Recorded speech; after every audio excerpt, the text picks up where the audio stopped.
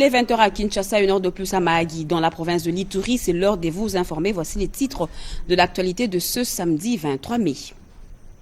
Le prix du carburant dans la zone ouest au centre des débats, réunis autour du ministère de l'économie en présence de la FEC, les acteurs proposent un dialogue permanent pour stabiliser le secteur pétrolier dans la province de la Djoubou. Les consultations de la C4 lancées à Kinshasa par l'UDPS prennent de l'ampleur. Plusieurs forces politiques et sociales mobilisées se joignent à la coalition en faveur du changement. Voilà pour les titres. Mesdames et messieurs, bonsoir et très heureuse de vous retrouver à travers cette grande édition d'information sur la chaîne nationale. Le marché central de Kinshasa, Zando, a reçu ce samedi 23 mai la visite du chef de l'État, Félix Antoine Tshisekedi Tshilombo, venu constater l'évolution des travaux de réhabilitation des voiries environnantes. Le chef de l'État a parcouru plusieurs axes stratégiques en chantier exécutés par l'entreprise Safrimex sous la coordination du BCECO. Rachel Foutou et bienvenue Kabamba. En entreprenant cette visite à travers quelques artères de la capitale, le chef de l'État Félix Antoine Tshisekedi Tshilombo a voulu se rendre compte du niveau d'avancement des travaux de la voirie urbaine ainsi que la salubrité publique. À l'étape du grand marché de Kinshasa, communément appelé Zando au centre-ville, le président de la République Félix Tshisekedi est venu s'imprégner du niveau d'exécution des travaux d'assainissement une année après son dernier passage. Pour rappel, le chef de l'État avait exigé l'ouverture et la réhabilitation de toutes les avenues qui mènent vers le grand marché avant la réouverture de ces lieux de négoce. Malgré l'embellie de dernière minute, le président Félix Tshisekedi n'a pas dissimulé son inquiétude de constater la persistance de nombreux problèmes affectant la mobilité dans cette zone commerciale très fréquentée. L'avenue Rwakadingi, l'une des principales de voies d'accès au grand marché, est envahie par des marchands et les caniveaux demeurent encore bouchés. L'entreprise chargée d'exécuter les travaux est consciente des difficultés. C'est un problème réel, ça fait partie de ce qu'on appelle les contraintes dans l'exécution des travaux, parce qu'il y a ce qu'on appelle le plan de gestion environnementale et sociale. Lorsqu'on réalise les travaux d'ingénierie de cette envergure, on ne peut pas voir la présence humaine sur chantier. Alors, étant donné que cette population ne vit que de ses activités quotidiennes comme source de survie, ça complique l'exécution. Les engins ne savent pas se mouvoir. Et d'ailleurs, si on a atteint ces résultats, c'est parce que l'entreprise Safrimex s'est permis, elle a pris le risque de travailler la nuit. Donc c'est vraiment une contrainte majeure. Il faut une délocalisation de ces marchands pour permettre à ce que les travaux se fassent dans les meilleures conditions et qu'on passe à la réception technique. Toutefois, des mesures sont prises pour terminer les travaux le plus rapidement. Et avec cette ouverture, Zando, il y aura une situation qui pourra évoluer en termes d'effectifs des marchands. Et ça va atténuer la démographie qui menace la durabilité des infrastructures actuellement ménagées. Parce qu'on a déjà commencé à travailler la nuit. Vous allez voir, si vous regardez Rwakading, même de l'école, les marchands se permettent de brûler les déchets produits pendant la journée sur la chaussée. Déjà, vous verrez sur le caniveau, les trottoirs connaissent déjà un niveau de dégradation très avancé et ça risque de nous faire un cercle vicieux de réhabilitation en réhabilitation. Donc, pour nous, la délocalisation temporelle constitue une stratégie la plus efficace pour permettre à ce que ces travaux arrivent à terme. Fermé depuis plusieurs années pour des travaux de modernisation, le grand marché de Kinshasa a été complètement reconstruit et n'attend plus que son inauguration. Mais le ralentissement des travaux par des marchés pirates continue de retarder son inauguration.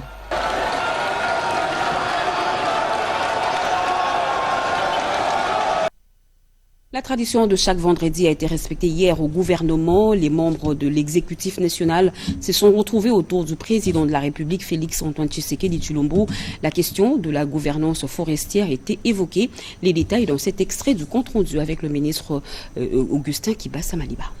5 points étaient inscrits à l'ordre du jour, à savoir 1. Communication du président de la République, chef de l'État.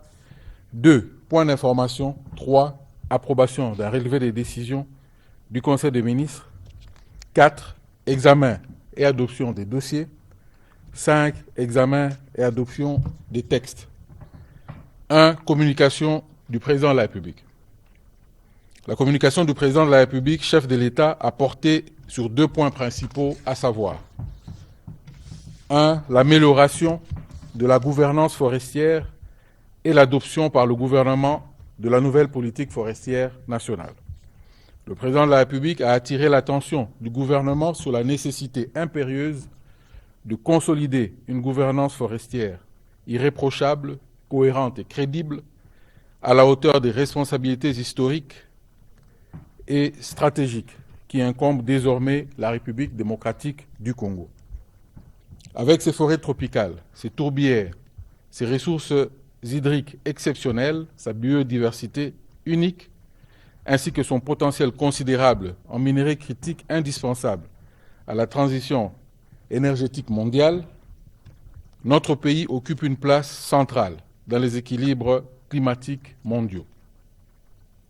Cette réalité confère à la République démocratique du Congo un rôle naturel de pays-solution qu'elle doit pleinement assumer.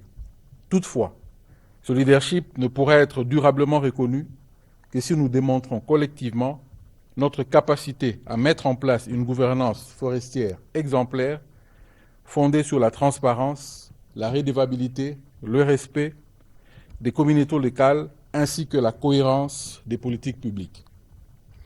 Les travaux récemment organisés à Kinshasa dans le cadre de la révision du cadre national de gouvernance forestière ont permis de dégager une vision commune en faveur d'une actualisation cohérente des orientations stratégiques du secteur. La première ministre Judith Suminwa a clôturé au nom du président de la République la semaine africaine 2026 organisée par l'UNESCO sous la présidence de la République démocratique du Congo consacrée à l'eau et à l'assainissement. Cette rencontre a mobilisé plusieurs responsables africains autour des enjeux de développement durable. Emmanuela Commissaire et Djokoko.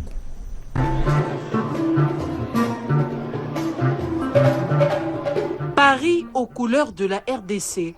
À l'UNESCO, les tambours congolais ont résonné pour la clôture officielle de la Semaine africaine 2026, présidée par la République démocratique du Congo.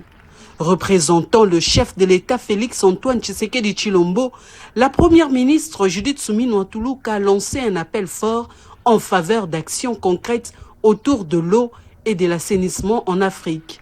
Devant plusieurs personnalités diplomatiques et institutionnelles, la chef du gouvernement a rappelé que l'eau est désormais une question de paix. Cette confiance faite à la République démocratique du Congo nous touche profondément, car elle reconnaît non seulement la place de notre pays au cœur du continent africain, mais aussi notre vocation, celle d'un pays solution, porteur d'avenir pour l'Afrique et pour le monde.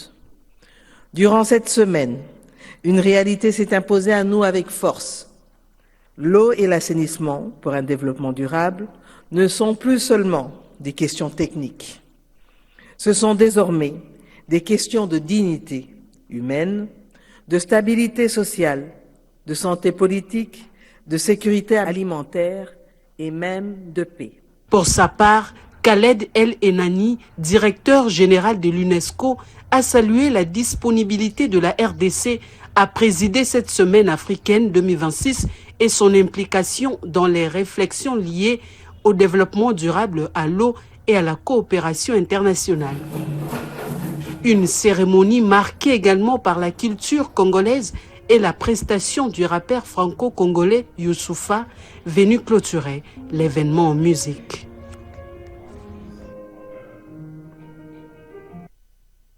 La question se pose, faut-il revoir à la baisse ou à la hausse le prix du carburant dans la province de l'Achopo? Réunis dernièrement, les délégués de l'AFEC et les autorités provinciales ainsi que les experts du ministère de l'économie nationale ont dégagé plusieurs orientations dont le maintien d'un dialogue permanent entre les opérateurs pétroliers et le comité de suivi de prix des produits pétroliers Rodépanda. Après la séance de travail tenue le 19 mai 2026, le ministère de l'économie nationale souligne la nécessité de maintenir un dialogue permanent entre les opérateurs pétroliers de la Chopo et les comités de suivi des prix des produits pétroliers afin de permettre aux opérateurs concernés de bénéficier pleinement des mesures d'accompagnement et des facilités mises en place par le gouvernement pour soutenir les activités du secteur concernant la problématique de l'augmentation du coût de transport dans cette partie du pays, tout en rassurant que les préoccupations exprimées aient été dûment examinées par les experts. À cet effet, les concertations techniques se poursuivront en vue d'identifier et de mettre en œuvre les solutions les plus appropriées s'agissant du protocole d'accord relatif à la participation du secteur pétrolier au soutien des actions du développement de la province. Le ministère invite le parti à s'accorder sur un niveau de contribution qui ne perturbe pas l'équilibre économique des opérateurs pétroliers pour les paiements de la subvention de l'État en faveur des sociétés pétrolières légèrement établies et en règle avec les exigences administratives et réglementaires. Le ministère recommande à la FEC Chopo de s'inspirer du modèle de collaboration déjà mis en œuvre avec succès par les entités de la FEC Ouest, Sud et Est, par exemple en Ituri, pour bénéficier de l'accès aux mécanismes d'appui gouvernementaux destinés à la profession pétrolière. Le ministère de l'économie nationale réaffirme sa disposition à accompagner l'ensemble des opérateurs économiques du pays de manière à œuvrer dans un environnement stable et transparent. Acquitté par la Cour de compte le mercredi dernier, Alphonse Chungou, ancien directeur général de la Régie des voies aériennes, a été fixé sur son sort au terme d'une audience publique tenue dans la salle Léon Kengo-Adondo. Les détails avec Nossi Pouba. Poursuivi pour faute de gestion dans l'exercice de ses fonctions à la tête de la Régie des voies aériennes, Alphonse Chungou Maungu a été acquitté le mercredi 20 mai 2026 par la Cour des comptes. La juridiction financière, siégeant au second degré en matière de discipline budgétaire et financière, a statué contradictoirement à l'égard du requérant en appel avant de le déclarer non coupable des faits mis à sa charge. Déclare recevable la requête d'appel de M. Chungou Maungu Alphonse. Confirme l'œuvre du premier juge quant à la compétence et l'infirme quant au fond. Rejette la demande reconventionnelle en dommages-intérêts. Statuant à nouveau, prononce les non-lieux et renvoie M. Chungou Maungu Alphonse des fins de toute poursuite. Ordonne la notification du présent arrêt au ministre du portefeuille, au directeur général de la RVA SA, au requérant en appel M. Chungou Maungu Alphonse, ainsi qu'à la direction générale des recettes administratives, domaniales, judiciaires et des participations. Cette décision met fin à la procédure engagée contre l'ancien directeur général de la RVA qui a dirigé cette entreprise publique de juillet 2021 à décembre 2023. Soit près de 30 mois. Par cet arrêt, la Cour des comptes clôt ainsi un dossier qui aura retenu l'attention de l'opinion publique et du secteur du transport aérien. Clôture ce vendredi de la session de mise à niveau des membres de la cellule de gestion de projets et des marchés publics de la SONAS, la maîtrise de la loi sur les marchés publics afin de renforcer la transparence dans la gestion de fonds publics en République démocratique du Congo, autant de sujets et qui étaient au centre de cette formation. Riki Nduzeluea Mayoel et Dieu merci Sweka. Durant plusieurs jours, les experts de l'autorité des régulations de marchés publics RMP ont outillé les cadres de la Société nationale d'assurance SONAS sur les procédures de passation des marchés, de la planification des besoins à l'exécution des contrats en passant par l'appel d'offres, l'analyse et l'attribution. Toutes les étapes ont été passées au peigne fin avec un accent particulier sur la transparence et la redevabilité. L'initiative est portée par le directeur général de l'ARMP, Maître Claude Kayembembaye, représenté à cette cérémonie par son adjoint Jimmy Ngalo. Distingués participants, nous sommes convaincus qu'à l'issue de cette session, vous disposez désormais d'une compétence plus approfondie du secteur des marchés publics et de son rôle stratégique dans le développement national. Les compétences acquises renforceront indéniablement votre efficacité dans l'exercice quotidien de vos fonctions au sein d'un organe aussi technique qu'est la cellule de gestion de projets et de marchés publics. Le directeur général de la SONAS a salué une formation essentielle pour renforcer l'efficacité et la crédibilité de son entreprise. Nous sommes fiers de vous parce que 15 jours durant, vous vous êtes donné corps et âme pour suivre la formation. Vous étiez très discipliné, vous avez respecté les formateurs, vous avez respecté la coordination. En améliorant la gestion des marchés publics, la SONAS entend sécuriser ses investissements et garantir une utilisation optimale des ressources. La remise des attestations est venue sanctionner cette session avec l'engagement des participants à appliquer désormais les acquis sur le terrain. Aucun agent de la Direction générale de recettes de Kinshasa ne sera renvoyé dans le cadre des réformes en cours. C'est ce qu'a confirmé le président de l'intersyndicale au sortir d'une rencontre avec la Direction générale de la régie financière, Yvette Makuntima. Halte aux rumeurs et à la désinformation autour de la réforme de la Direction générale des recettes de Kinshasa, DGRK. Le président de l'intersyndicale, David Delors Luyeye, rassure aucun agent ne sera renvoyé dans le cadre des transformations engagées au sein de cette régie financière de la ville de Kinshasa. Point n'est besoin de dire qu'ici, le gouvernement veut mettre dehors tout ce qui était là avant. Non, ça, ce n'est pas la question fondamentale. Parce que tous ceux qui ont été déjà engagés par la DGRK depuis des années, dans l'allocution de son ex-monsieur le gouverneur, il a soulevé la question de dire que non, tous ces gens-là seront réaffectés dans la même structure, suivant les critères et dans les différentes missions qui leur seront assignées. L'objectif de ces réformes est de moderniser la DGRK, maximiser les recettes urbaines et améliorer les conditions de travail des agents. Il a fallu que le gouvernement provincial puisse voir de quelle manière on devait organiser les choses au niveau de l'appareil fiscal pour éviter des discordances de chiffres. Et depuis la création de la DGRK depuis 2008, il y a toujours eu le même chiffre et le même rendement depuis des années. Pour mettre fin à ça et créer l'émulation, il a fallu que le gouvernement provincial mène une action qui pouvait amener à ce que la prochaine fois que tout ce qu'on a eu à vivre au sein de la DGRK, qu'on puisse plus le vivre. Pour l'intersyndicale, cette réforme marque le début d'une nouvelle dynamique pour une administration plus performante et une capitale plus prospère.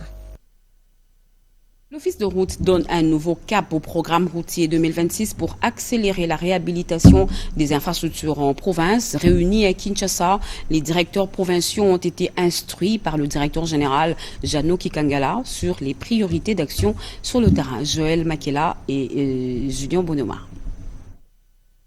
Route impraticable, colère des usagers et pression politique. L'Office de route serre la vis pour tabler sur la réussite du programme routier 2026. Son directeur général, Jano Kikangala Ngoy, a réuni les directeurs provinciaux pour une séance d'orientation stratégique visant à harmoniser la gestion des projets routiers à travers le pays. Objectif affiché, améliorer la performance sur le terrain conformément à la vision du président de la République, Félix Antoine Tshisekedi Tshilombo. Si vous voyez les réseaux routiers que nous avons à Kinshasa, comparativement aux réseaux routiers que nous avons en province, et vous allez rapidement comprendre que l'Office de route existe beaucoup plus en province qu'à Kinshasa. Et tenant compte de la volonté de son Excellence, Monsieur le Président de la République, chef de l'État, son Excellence Félix Antoine Tshisekedi Tshilombo, qui veut que toutes les structures de l'État soient bien gérées, nous avons voulu à ce que les directeurs provinciaux se rapprochent de nous à ce jour pour recevoir les grandes lignes en rapport avec les orientations. Le programme routier 2026 qui est en phase de finalisation, et comme les directeurs provinciaux, ce sont les personnes qui vont appliquer cette politique en province, nous les avons appelés ici pour une séance d'immersion. Dans un contexte de fortes attentes des populations et d'interpellations régulières des députés sur l'état des routes en province, cette rencontre vise désormais un seul cap, obtenir des résultats visibles et concrets sur le terrain. Clôture du Forum du futur RDC 2060, une plateforme de réflexion stratégique dédiée à la préparation du centenaire de l'indépendance de notre pays, initiée par le think tank RDC Stratégie. Cette rencontre ambitionne de projeter les grandes orientations du développement national. On fait le point avec Chris Sombola. Portée par le think tank RDC Stratégie et initiée par son président Bodo Matungulu, cette initiative vise à structurer un cadre permanent de réflexion stratégique pour accompagner la RDC vers sa prospérité. Au cœur de cette dernière journée, 9 ateliers prospectifs ont réuni experts, entrepreneurs, universitaires et jeunes autour des secteurs clés capital humain, diplomatie, défense et sécurité, infrastructure, souveraineté économique, entrepreneuriat et soft power. L'objectif étant de fédérer les ambitions et de construire une vision collective de la RDC de 2060. Nous voulons que ces centenaires ne soient pas juste une commémoration, mais que ce ne soit pas juste une date historique, mais un rendez-vous avec la RDC prospère. C'est ainsi qu'il nous faut dès aujourd'hui commencer à réfléchir sur ce que nous allons faire, mais pas seulement réfléchir, à faire des propositions sur les actions qui doivent être menées. Pour les participants, la RDC possède les ressources, la jeunesse et le potentiel nécessaire pour devenir une nation prospère à l'horizon 2060, à condition d'adopter une vision stratégique de long terme. Nous avons abordé 2 thématiques particulièrement, celle de la multi-appartenance de la RDC aux organisations sous-régionales, mais aussi la question de la sécurité dans la zone du Grand Lac. Nous avons jugé que la multi-appartenance de la RDC ne devrait plus être strictement politique, mais cette multi-appartenance devrait servir à nos jeunes. En termes de formation, nous pouvons créer un Erasmus d'échange entre étudiants dans des domaines qui se disent être prometteurs dans d'autres pays et permettre un certain échange d'étudiants pour ce faire. Les conclusions des ateliers seront rassemblées dans un livre blanc intitulé « Pacte du futur de la jeunesse congolaise pour le centenaire de l'indépendance de la RDC, Agenda 2060 », attendu ce 30 juin. Autre moment fort, c'est le lancement des ambassadeurs du futur, un engagement porté par la jeunesse congolaise pour bâtir dès aujourd'hui la RDC de demain. Les Congolais de la diaspora se sont associés au Front uni pour la République démocratique du Congo afin de dissuader tous ceux qui répandent le sang congolais et leurs complices. Des plaintes ont été déposées en Belgique contre les auteurs de la provocation et d'insultes aux animateurs d'institutions à Kinshasa. Regardez. Ils ont décidé de dire non et d'agir. Il n'est plus acceptable, pour quelque raison que ce soit, de vilipender les institutions de la République et leurs animateurs au nom d'une certaine prétendue liberté d'opinion. À Bruxelles, le Front uni pour la RDC trouve de nouvelles voix concordantes. Les plaintes ont été déposées en bonne et due forme contre les individus qui sont passés maîtres dans l'art de diffamer et surtout dans la provocation à la commission des crimes dans l'Est de la République démocratique du Congo. Au greffe, et là on a simplement déposé la plainte auprès de la juge d'instruction, on l'a signée, on a fait un procès verbal de constitution de partie civile et voilà, donc l'enquête est lancée, l'instruction sera lancée, un juge d'instruction sera désigné et voilà. Ce qu'on leur reprochait, donc la plainte qu'on a portée, c'était pour provocation à la commission de crimes de guerre ou crimes contre l'humanité et calomnie et injure contre des institutions congolaises. Voilà. Et toute autre infraction qui pourra éventuellement être révélée en cours d'instruction. La prochaine étape, on verra en fonction de l'instruction. Donc on pourra consulter la suite de l'instruction, on pourra consulter le dossier et puis éventuellement faire des devoirs si c'est nécessaire. Il en sera ainsi pour tout citoyen identifié en Belgique ou ailleurs comme faisant allégeance aux criminels de guerre en RDC. Et à Kinshasa, après la mise en arrêt d'un de 3 transformateurs de la sous-station Bitabe dans la commune de Massina depuis le mercredi dernier, 24 heures après, la Société nationale d'électricité SNEL a démarré les travaux de maintenance de ces transformateurs. Les détails avec Yvette Makuntima.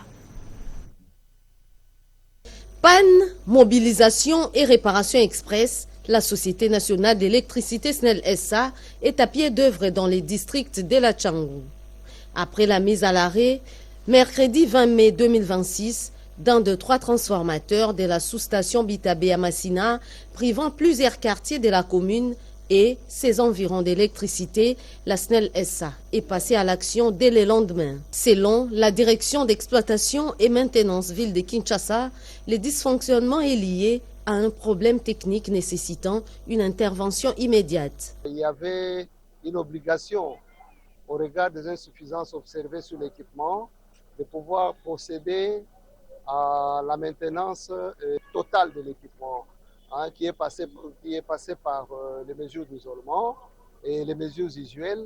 Voilà, donc c'est comme ça que vous voyez les équipes sont en train de travailler d'arrache-pied pour solutionner le problème et reprendre la clientèle concernée par cette indisponibilité de l'équipement. Il arrose le secteur de Massina Petro Congo. une partie d'Enjili, une partie de Kimbanseke et Massina Centre. Donc une partie, hein, ce n'est pas la totalité, mais du moins l'espace est quand même important, d'où la nécessité de pouvoir intervenir très rapidement pour satisfaire à l'attente de la clientèle. Dans ces sites stratégiques qui comptent 3 transformateurs de 15 mégavolt-ampères et alimentent plus de 100 cabines électriques, la course contre la panne est désormais lancée. Kinshasa et Ottawa veulent désormais parler le langage du partenariat gagnant-gagnant. Réunis au Forum international RDC-Canada, experts et décideurs réfléchissent à de nouveaux mécanismes de coopération dans les domaines des mines, des minerais stratégiques, de l'agriculture et des technologies innovantes. Eric Abamba nous en parle. La coopération entre les RDC et le Canada prend une nouvelle dimension. Le Forum international RDC-Canada a ouvert ses portes à l'Université du Québec, une rencontre stratégique organisée par le Conseil canadien de la représentation des communautés congolaises pour renforcer les relations économiques, commerciales et diplomatiques entre les deux pays. Pendant 2 jours, experts, entrepreneurs, investisseurs et représentants institutionnels réfléchissent autour du secteur jugé prioritaire, notamment l'agriculture, les nouvelles technologies et le minerai stratégique. Prenant la parole au nom du gouvernement congolais, le ministre du Commerce extérieur, Julien Paluku Kaunga, a présenté les opportunités d'investissement qu'offre la RDC. Le ministre a développé un plaidoyer articulé autour de plusieurs axes stratégiques, dont la position géopolitique de la RDC en Afrique. Julien Paluku a également proposé la création d'une commission mixte d'experts chargés de travailler sur les accords économiques et commerciaux structurants entre Kinshasa et Ottawa. Banana va être un hub économique qui va permettre effectivement aux opérateurs économiques intéressés, particulièrement ceux du Canada, de pouvoir s'installer dans cet espace y construire des écosystèmes. Le forum s'est poursuivi avec plusieurs panels consacrés aux perspectives de partenariat entre les deux pays. En politique, Gabriel Mokia, Sylvestre Kalombo et les FIDEC de Fifi Masuka ont déposé leur mémorandum auprès d'André Mbata dans le cadre du débat sur le changement de la Constitution. Tous plaident notamment pour plusieurs innovations, dont la nomination des gouverneurs par le président de la République, Robert Ndaye-Tissisi. La démarche est noble et constitutionnelle, saluée par les regroupements et partis politiques membres de l'Union sacrée de la Nation, car elle s'inscrit dans le cadre du processus des collectes des contributions pour le changement de la Constitution. Le président du mouvement des démocrates congolais, Gabriel Mokia, a remis au secrétaire permanent de l'Union sacrée de la Nation, le professeur André Mbatebetukume Soumangu, un document contenant leurs contributions pour l'élaboration de la loi fondamentale. Le regroupement politique Amour du prochain et de la patrie, conduit par son président, Sylvestre Makambo, a officiellement déposé sa contribution. Pour lui, le changement de l'actuelle constitution ne fait plus aucun doute. Eux proposent de rebaptiser les noms du pays. Nous avons suggéré à ce que le pays puisse se dénommer désormais, après le changement, de la République patriotique du Congo, donc la RPK. Et aussi en ce qui concerne la nomination des gouverneurs, nous sommes à l'élection des gouverneurs, nous avons suggéré à ce que le président de la République, que ces gouverneurs représentent, puissent avoir le pouvoir de nommer ces gouverneurs, qu'on puisse supprimer les assemblées provinciales et aussi permettre à ce que tout Congolais puisse avoir la nationalité congolaise. Le Front des indépendants pour la démocratie chrétienne, regroupement cher à Fifi Masuka, s'est dit prêt pour le changement de la Constitution. Son président a déposé auprès du secrétaire permanent un mémo contenant les innovations et soutien total au changement de la Constitution en République démocratique du Congo. Le secrétaire permanent de l'Union sacrée, qui transmettra d'ici le 30 mai 2026 toutes les innovations à la haute autorité politique de l'Union sacrée de la Nation, remercie le parti membre de l'Union sacrée pour leur contribution. La date limite est fixée au 30 mai 2026. Le débat sur le changement ou la révision de la Constitution continue d'alimenter la scène politique congolaise. Le député national Peter Kazadi, cadre de l'UDPS, s'est exprimé sur la position de la coalition C4, s'appuyant sur l'article 64 de la Constitution. Il estime que cette plateforme devrait plutôt se concentrer sur les efforts des questions liées à la défense et à l'intégrité territoriale, à la sécurité du pays. Ricardo Mambika.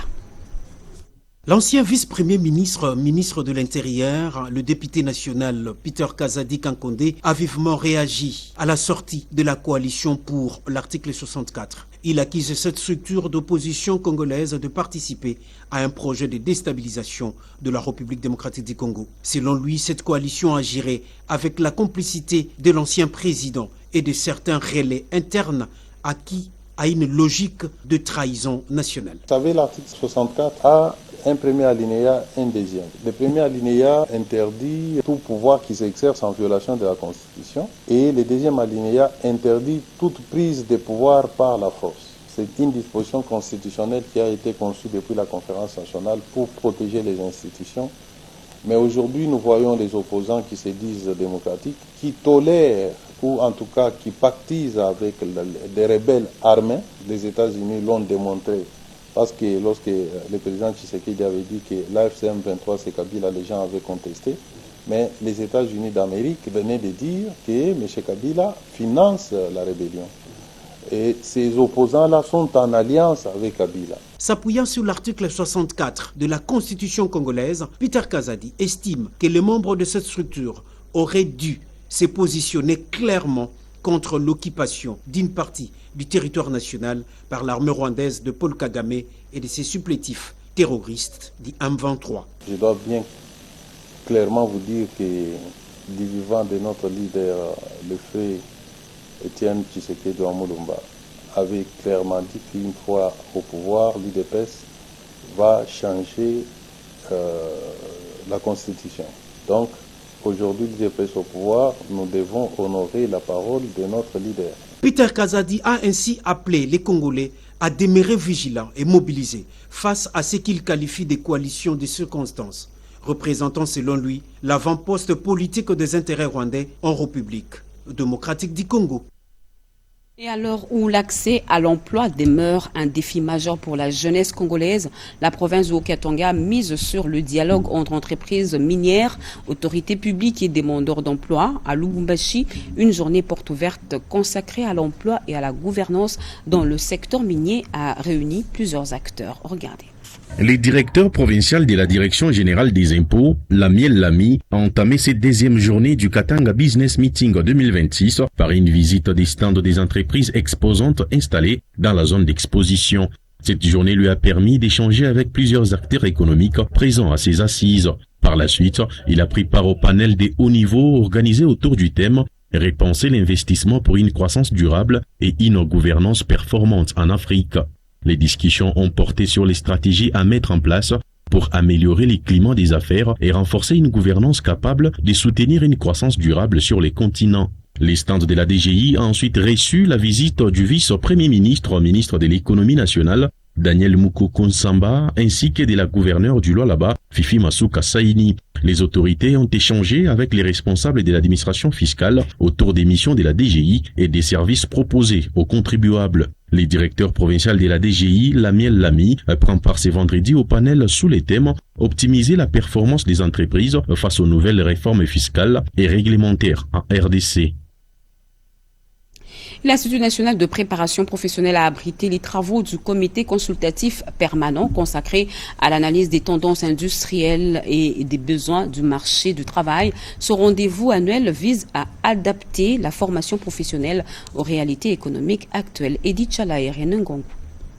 Chaque année, les responsables de l'Institut national de préparation professionnelle INPP, de l'Office national de l'emploi ONEM, de la Fédération des entreprises du Congo FEC et des partenaires techniques se réunissent dans le cadre du comité consultatif permanent en vue d'évaluer la tendance industrielle et les besoins réels du marché du travail. Pour cette session ordinaire de mai 2026, les échanges ont tourné autour de la valorisation des compétences pratiques et l'inadéquation entre la formation et l'emploi. Dans la carrière, il y a le recrutement, il y a l'intégration et il y a l'évolution dans la carrière. Mais dans l'évolution de la carrière, les responsables des ressources humaines, avec les principes que l'INPP a mis sur pied, les Kaizen, fait que vous pouvez vous rendre compte qu'il y a des personnes qui sont faibles et qui ne réalisent pas les tâches comme il faut, quitte à venir à l'INPP de former pour que ces gens-là, à leur retour, soient efficaces, pour combattre cette inadéquation entre la formation et l'emploi. L'INPP reste déterminé à mettre à disposition des entreprises des personnes bien formées, capables de relever les défis de l'évolution technologique. L'INPP a signé un partenariat avec la NEP et la FEC pour la sensibilisation des entreprises de recevoir les candidats de l'INPP pour les stages professionnels au sein de leurs entreprises avant la fin de leur formation. Dans sa prise de parole devant l'assistance, le directeur général de l'INPP, Godefroy Stanislas Chimanga, a révélé que son institut s'emploie déjà à répondre favorablement aux besoins de la main-d'œuvre qualifiée pour les futurs investisseurs dans le cadre des accords économiques entre la RDC et les États-Unis d'Amérique. Une visite guidée des stands d'exposition a clôturé les activités prévues pour la session ordinaire du comité consultatif permanent de mai 2026. Et après le marché central de Kinshasa-Zando, le président de la République s'est rendu dans la commune de Ndjili où il a inauguré la maison communale. Regardez. La commune de Ndjili dispose désormais d'un nouveau bâtiment administratif qui n'a rien à envier à l'ancienne bâtisse coloniale construite en 1957. C'est un véritable joyau architectural sorti de terre en 24 mois qui servira de maison communale. Le président de la République, Félix-Antoine Tshisekedi Tshilombo, a personnellement fait le déplacement pour remettre les clés du bâtiment à ses utilisateurs. Accueilli à son arrivée par le ministre des Infrastructures et des Travaux publics, ainsi que le bourgmestre de Ndjili, le chef de l'État a visité les différents compartiments de l'édifice. Ce n'est plus un simple bureau municipal, c'est le symbole d'une renaissance. L'infrastructure abrite de nombreux bureaux administratifs, des salles de réunion équipées, un commissariat de police, une bibliothèque, un espace dédié à la Croix-Rouge, une cafétéria ainsi que des sanitaires publics. De prime abord, je dois rendre un hommage le plus vibrant à son Excellence Félix-Antoine Tshisekedi Tshilombo, président de la République, chef de l'État. Il a fallu qu'il arrive à la tête de notre pays pour que la commune d'Ndjili, une commune pilote du district de Tchang, qui avait perdu tout son sens d'existence pendant des décennies, mais grâce à son Excellence Félix-Antoine Tshisekedi Tshilombo, président de la République, que la commune d'Ndjili a bénéficié des infrastructures de base ici dans la commune d'Ndjili. C'est grâce à la vision éclairée du président de la République. La commune d'Ndjili, aujourd'hui, va fêter sa renaissance. Le district de la Tchangou est en pleine transformation. En plus de la maison communale, plusieurs artères autrefois impraticables sont complètement réhabilitées à l'instar du boulevard Maître Croquet. Plus de 4 km de voiries modernisées permettent de désenclaver la commune de Ndjili et sa voisine Kimbanteke. Au-delà des grands axes, ces infrastructures de proximité redonnent vie à des quartiers jadis abandonnés. Autre promesse présidentielle devenue réalité, la mythique place Sainte-Thérèse. Profitant de sa présence dans la municipalité, le chef de l'État y a effectué une visite d'inspection. Les travaux de ce complexe omnisport sont dans leur phase finale et il sera inauguré dans le prochain jour. Ces lieux historiques de rassemblement s'est métamorphosé en un vaste centre sportif moderne et un espace de loisirs qui profitera à toute la jeunesse de la Tchangou. Cette mutation urbaine est le fruit d'investissement global de près de 15 millions de dollars américains financé par la Banque mondiale à travers le projet Kin Elenda et porté par la vision du président de la République, Félix-Antoine Tshisekedi Tshilombo. Voilà, c'est la fin de ce journal, mesdames et messieurs. Merci de l'avoir suivi. Merci à vous qui nous suivez à Mahagi, en Ituri et partout ailleurs sur satellite, sur Facebook et en streaming. Vous êtes sur la RTNC. L'actualité continue sur nos antennes. Retrouvées à 23h Jacques Chiboabo-Meji et demain 7h Malumbela. Moi, j'aurai le plaisir de revenir la semaine prochaine, Inch'Allah. Merci de votre fidélité et au revoir.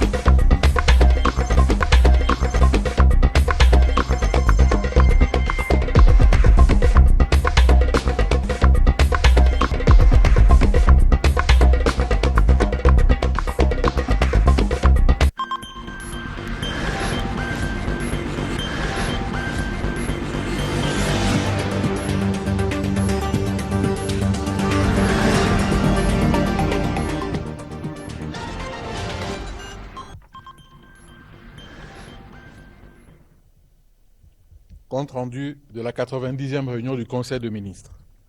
Son Excellence, Monsieur le Président de la République, chef de l'État, Félix Antoine Tshisekedi Tshilombo a présidé ce vendredi 22 mai 2026 à la Cité de l'Union africaine à Kinshasa la 90e réunion ordinaire du Conseil des ministres du gouvernement de la République. 5 points étaient inscrits à l'ordre du jour, à savoir 1. Communication du Président de la République, chef de l'État. 2. Point d'information. 3. Approbation d'un relevé des décisions du Conseil des ministres. 4. Examen et adoption des dossiers. 5. Examen et adoption des textes. 1. Communication du Président de la République. La communication du Président de la République, chef de l'État, a porté sur 2 points principaux, à savoir 1. L'amélioration de la gouvernance forestière et l'adoption par le gouvernement de la nouvelle politique forestière nationale.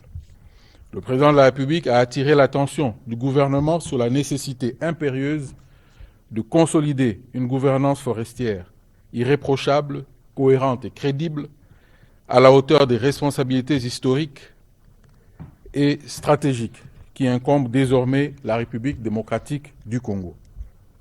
Avec ses forêts tropicales, ses tourbières, ses ressources hydriques exceptionnelles, sa biodiversité unique, ainsi que son potentiel considérable en minerais critiques indispensables à la transition énergétique mondiale, notre pays occupe une place centrale dans les équilibres climatiques mondiaux. Cette réalité confère à la République démocratique du Congo un rôle naturel de pays-solution qu'elle doit pleinement assumer. Toutefois, ce leadership ne pourra être durablement reconnu que si nous démontrons collectivement notre capacité à mettre en place une gouvernance forestière exemplaire fondée sur la transparence, la redevabilité, le respect des communautés locales ainsi que la cohérence des politiques publiques. Les travaux récemment organisés à Kinshasa dans le cadre de la révision du cadre national de gouvernance forestière ont permis de dégager une vision commune en faveur d'une actualisation cohérente des orientations stratégiques du secteur. Cette dynamique appelle désormais un engagement clair et solidaire de l'ensemble du gouvernement autour de la politique forestière nationale afin de garantir une meilleure coordination intersectorielle entre l'environnement, les mines, l'agriculture, les infrastructures, l'énergie, l'aménagement du territoire, les finances et l'intérieur. En effet, les enjeux forestiers dépassent désormais le seul cadre environnemental et touchent directement à la souveraineté économique, à la sécurité alimentaire, à la stabilité sociale, à l'attractivité des investissements, ainsi qu'au rayonnement de notre diplomatie climatique. Il en va également de la crédibilité internationale de notre pays au sein des principales plateformes dédiées à la préservation des forêts tropicales, notamment la Commission Climat du Bassin Congo, le Partenariat pour les forêts du Bassin Congo, ainsi que la Commission des forêts d'Afrique centrale. Le leadership naturel de la République démocratique du Congo dans ces instances doit être soutenu par des politiques nationales cohérentes, des mécanismes crédibles de gouvernance, ainsi qu'une volonté politique clairement affirmée. Par ailleurs, l'amélioration de notre gouvernance forestière constitue désormais une condition essentielle à la mobilisation des financements climatiques, des investissements responsables, ainsi que des mécanismes internationaux liés au carbone, les partenaires et les investisseurs attachant une importance croissante aux garanties environnementales, sociales et de gouvernance. À cet effet, le Président de la République a instruit le gouvernement d'accélérer la finalisation et l'adoption de la nouvelle politique forestière nationale en veillant à son alignement avec une stratégie climatique ainsi que nos engagements internationaux.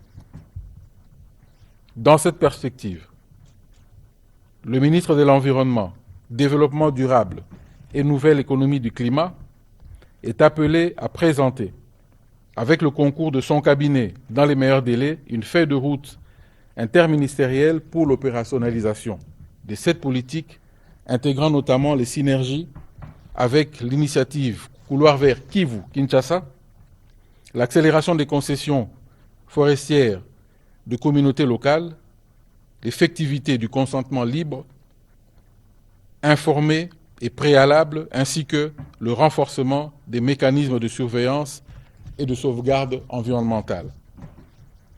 Un rapport est attendu à ce sujet dans un délai de 30 jours. 2. La prise en charge des agents et fonctionnaires de l'État certifiés, réguliers, non encore mécanisés. Le président de la République a rappelé la nécessité d'apporter, sans plus attendre, des réponses concrètes à la situation des agents et fonctionnaires régulièrement certifiés, mais demeurant non pris en charge au salaire de base. En effet, plusieurs rapports en sa possession révèlent que malgré les efforts déjà consentis par le gouvernement, de nombreux agents de l'État valablement en service, physiquement identifiés et inscrits au fichier de référence de l'administration publique, continuent de ne percevoir aucune rémunération. Une telle situation n'est plus acceptable dès lors qu'elle compromet la matérialisation du 6e engagement souscrit devant le peuple congolais et fragilise les conditions de ceux qui assurent quotidiennement le fonctionnement de l'État. La rémunération ne constitue pas une faveur, mais un droit fondamental à caractère essentiellement alimentaire. Les mêmes rapports mettent également en évidence des profondes disparités salariales entre administration ainsi qu'entre les services centraux et les services déconcentrés en province dans les entités territoriales décentralisées. C'est pour répondre à ces déséquilibres que, lors de la 3e réunion du Conseil des ministres du 28 juin 2024, il avait instruit le gouvernement d'élaborer une nouvelle politique salariale juste, équitable et soutenable, fondée sur des principes de rationalisation et d'harmonisation du système de rémunération. Il a également chargé l'inspecteur général des finances, en collaboration avec le gouvernement, de conduire un audit général de l'État liquidatif afin d'identifier les dépenses irrégulières et autres charges indues qui alourdissent inutilement la masse salariale au détriment des agents régulièrement éligibles. Dans l'attente de la finalisation de cet audit et de la mise en œuvre de la nouvelle politique salariale, il a prescrit des mesures conservatoires suivantes. L'interdiction de toute nouvelle révalorisation des primes au profit des catégories déjà régulièrement rémunérées, sans préjudice des engagements découlant des accords conclus avec les partenaires sociaux et des ajustements barémiques en cours. L'interdiction de la prise en charge des nouvelles commissions ou structures permanentes. Les économies résultant de l'assainissement de la paye, de la rationalisation des effectifs, ainsi que l'enveloppe additionnelle prévue dans le projet de loi de finances rectificative 2026 devront être prioritairement affectées à la prise en charge progressive des agents certifiés réguliers non encore mécanisés. À cet effet, le président de la République a instruit le vice-premier ministre, ministre du Budget, le vice-premier ministre, ministre de la Fonction publique, ainsi que le ministre des Finances, sous la coordination de la Première ministre et en étroite collaboration avec son cabinet, de prendre sans délai toutes les dispositions nécessaires à la mise en œuvre effective de ces mesures et à l'aboutissement rapide de la nouvelle politique salariale, ainsi que des travaux d'audit de l'État liquidatif. Un rapport circonstancié et global sur l'exécution des instructions déclinées sous-pras est attendu dans les 30 jours. 2 points d'information. État et administration du territoire. Le vice-premier ministre, ministre de l'Intérieur, Sécurité, Décentralisation et Affaires coutumières a présenté au Conseil le rapport sur l'État et l'administration du territoire national.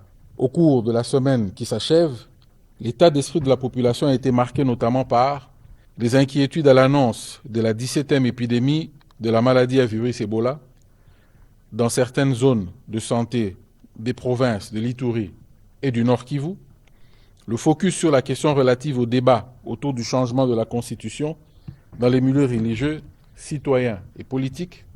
Sur le plan politique, le point a été fait sur les groupes de travail mis en place pour l'évaluation du processus électoral 2021-2024, conformément à la décision de la 9e réunion du Conseil des ministres du 16 août 2024. À la suite de la tenue d'un atelier de travail intense de 5 jours, du 14 au 18 mai 2026, s'attelle à un travail d'écriture de réformes identifiées, notamment pour la loi électorale, la loi organique de la CENI, la loi portant identification et enrôlement des électeurs, la loi sur la cartographie électorale et le décret-loi portant sécurisation du processus électoral. Dans le chapitre du banditisme et de la criminalité, il a évoqué la poursuite de l'opération Ndobo à travers les principales villes et autres agglomérations urbaines. À Kinshasa, des bouclages ciblés effectués le 20 mai 2026 vers 5 h du matin au quartier Sebo et Matadi-Kibala, commune de Mongafula, ont permis l'interpellation des 20 présumés délinquants Kuluna qui sont mis à la disposition de la justice. Il a terminé son rapport en faisant le point sur la situation aux frontières. Le Conseil a pris acte de ce rapport. Situation sécuritaire. Pour sa part, le vice-premier ministre, ministre de la Défense nationale et ancien combattant a brossé la situation opérationnelle et sécuritaire en revenant spécifiquement sur les détails concernant les provinces du Nord Kivu, Sud Kivu et Ituri. Il a rassuré de la détermination de nos forces armées qui font preuve de bravoure et de professionnalisme pour protéger nos compatriotes et défendre la patrie contre l'ennemi. Le Conseil a pris acte de ce rapport. Évolution de la situation humanitaire.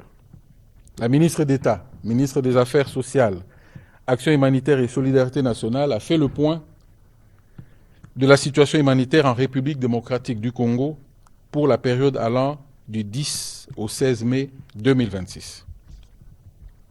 Au cours de cette période, le mécanisme national de veille humanitaire a enregistré plusieurs alertes, dont 2 ont été validées après vérification sur le terrain. Il s'agit notamment des mouvements massifs des populations consécutifs à l'insécurité persistante dans l'est du pays, ainsi que des dégâts causés par des vents violents accompagnés des fortes pluies. S'agissant de la situation des populations retournées, les données validées couvrant la période du 1er novembre 2024 au 30 avril 2026 renseignent un total cumulé de 1 639 708 personnes retournées enregistrées dans plusieurs territoires et villes de la province du Sud Kivu.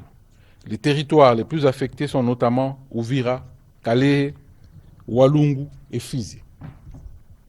Le gouvernement s'emploie à la mise en œuvre urgente d'actions coordonnées de stabilisation, de réintégration socio-économique et d'assistance multisectorielle afin de garantir les conditions de retour dignes et durables. Le Conseil a pris acte de ce rapport. Situation épidémiologique. Le ministre de la Santé publique, Hygiène et Prévoyance sociale a commencé par présenter les points saillants de la situation de la 17e épidémie de la maladie à virus Ebola. Il en ressort que 13 nouveaux cas confirmés ont été enregistrés, dont un cas dans la province du Nord Kivu, zone de santé Katwa, et 12 dans la province de l'Ituri, répartis comme suit: Rwampara, 3 cas, Bunia, 5 cas, Nyakunde, 3 cas, et Mbabu, 1 cas. Le cumul des cas confirmés est de 64, dont 60 dans la direction provinciale de la santé Ituri, 8 zones de santé touchées, et 4 dans le Nord Kivu, 3 zones de santé touchées. Aucun nouveau décès confirmé ce jour. Les actions menées portent notamment sur la mise en place des centres de traitement Ebola, assurant la prise en charge gratuite des patients. L'activation et l'opérationnalisation des points d'entrée, contrôle dans la zone de santé touchée. Le renforcement des capacités des prestations de santé dans les zones de santé affectées. Le renforcement de la surveillance épidémiologique à travers la poursuite des activités de surveillance à base communautaire. L'intensification des activités de sensibilisation et d'engagement communautaire. Le renforcement de la communication sur l'organisation des enterrements dignes et sécurisés des personnes décédées.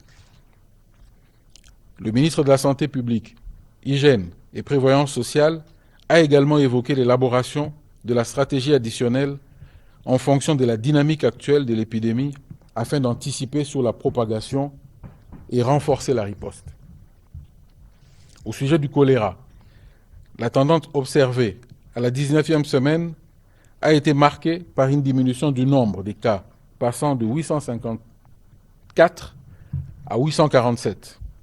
Toutefois, 6 décès ont été déplorés, portant la létalité à 0,8% contre 1,4% la semaine antérieure. Le dispositif de riposte reste maintenu et opérationnel.